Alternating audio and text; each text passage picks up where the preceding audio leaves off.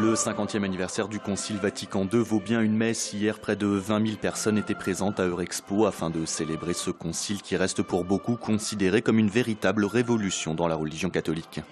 On a écouté un cardinal noir qui aujourd'hui est un Guinéen, qui est un des ministres du pape. On a vu une jeune religieuse qui est professeure à l'ESSEC, par exemple. Donc c'est des choses qui n'existaient pas dans l'Église à 50 ans et qui aujourd'hui sont notre pain quotidien. Vatican II est le point de départ de l'abandon progressif de la messe en latin, mais aussi et surtout une ouverture au monde. Ça a ouvert à la place des laïcs dans l'Église, ce qui a été quelque chose de très fort. Et puis il y a une ouverture très très forte aussi, c'est l'ouverture aux autres chrétiens, donc une ouverture œcuménique, aux protestants, aux orthodoxes, et une ouverture aux autres religions, au judaïsme, à l'islam. À l'époque, cette idée d'ouverture avait créé des tensions avec les catholiques traditionnalistes. 50 ans plus tard, il est un autre sujet qui divise même chez les plus jeunes, c'est celui du mariage gay voulu par François Hollande.